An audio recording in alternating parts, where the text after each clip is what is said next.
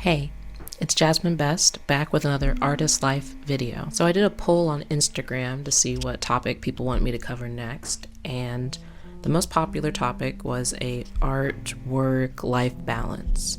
So I thought I'd kind of share my experience of having a day job and balancing my studio art practice and my personal life, mixed in with some advice to hopefully help you other creatives out there. First thing to keep in mind for a healthy art, work, life balance is setting boundaries. There is a finite amount of time and energy you have to give to something, so it's best to set limits so that not too much energy will seep over from one area of your life to another. Since switching to working from home, a lot of people have asked me if I get more art done because of it, but I honestly treat my working hours the same as I did when I work in my office. So I don't work on my art practice even though I am home and I have a home studio. This way I know I get everything that I need to get done for my work, and I leave my art practice till the end of the day, which gives me something to look forward to and makes my, keeps my art practice as something I enjoy. If you're having trouble making the transition between the end of the work day or getting into the studio after a long day,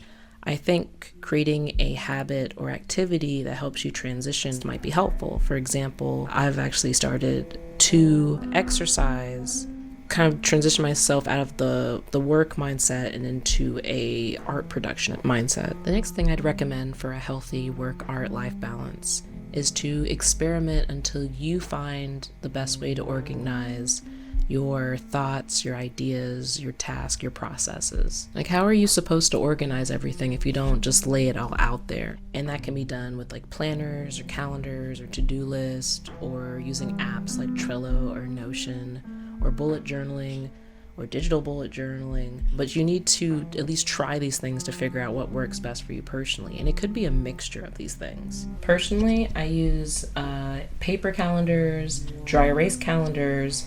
I also have like tons of like tiny notebooks to write like to-do lists and budgets and stuff like that, or to jot down ideas. And then I use like a variety of different like planning tools in the Notion app. My paper calendar is just kind of like a big calendar-based planner that, I have it so I can like take it with me. It's portable, but it's mainly to keep track of like deadlines and just general like things that need to get done. For my dry erase calendar, I use it to track activities. I will write down like a few bullet points of what I want to get done in the studio, especially on the weekends. So on the weekends I might put down like, a few bullet points for Saturday and Sunday. And so once those days come through, I will, at the end of the day, actually cross out what I did get done. And if I didn't get something done, I will erase it from that day and I'll move it to a different day that better fits the schedule. And in some cases, I may not get the task written down done, but I'll get other tasks done that came up. Like maybe I ordered some supplies and they got here like a week earlier than I thought.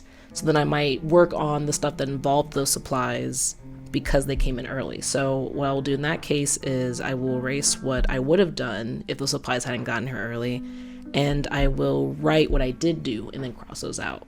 Because sometimes I don't think you realize how productive you're actually being, so it's good to kind of just keep a log of what you did versus what you had planned to do. And I use the Notion app just to keep track of pretty much everything else to do with my art practice.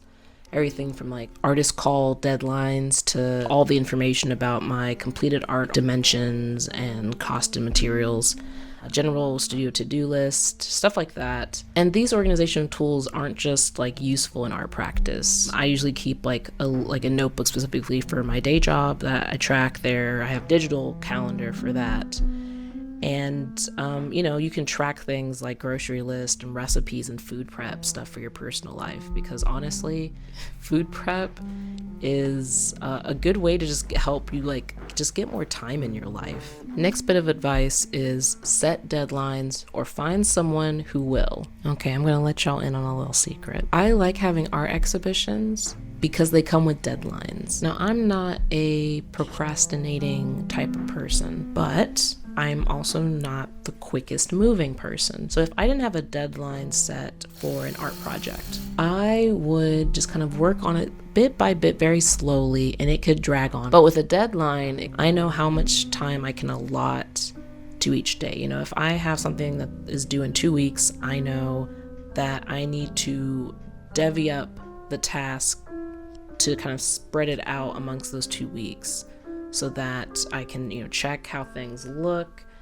I can make sure that I have time to gather the resources I need, and I know exactly how much time it's going to take me to do those tasks and where to place them. When I think of deadlines, I think of this interview from the creator of Mary and Max. It's one of my favorite stop motion films. And there's this interview where they're talking to the creator, and he said, I have about maybe 3 more films in me.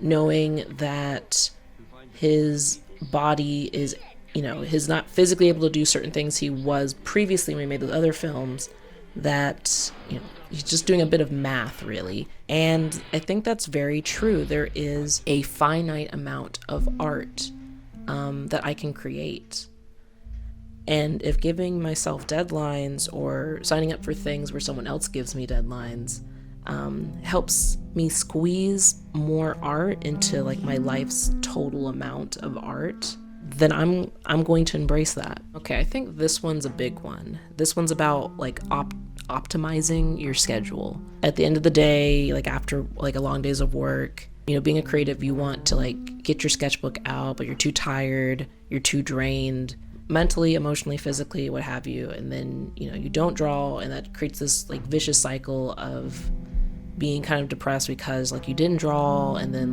going back and just never creating. I mean, of course I'm going to tell you just to create, but it's bigger than that, because I definitely have days where I don't want to go in the studio, but I still go into the studio. And then I have days where I don't want to go in the studio, so I don't go in the studio, but I create outside of the studio. And then I have days where I don't want to go in the studio and I don't go in the studio, and then I don't create. But you know what I do often do on those days?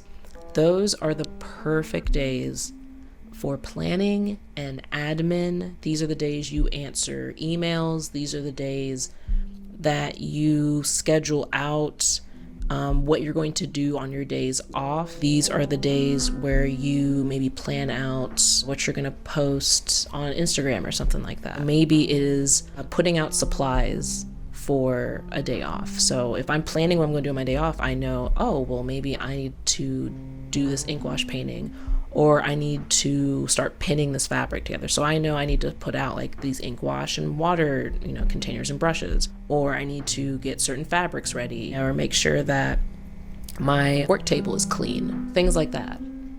But, rest is important. So if you feel yourself in danger of burning out, rest, actually rest. Because if you need to be replenished creatively or mentally or physically or emotionally, you need to take the time to do that. I personally have not always been the best at taking care of myself. In the past, I haven't always listened to my body when it needed actual rest, and that led to me being in poor health in some cases. I've tried my best to learn to hear the difference between being just over something versus needing rest. Because if I'm just kind of over it, then I know I can push through and go into the studio and work on something.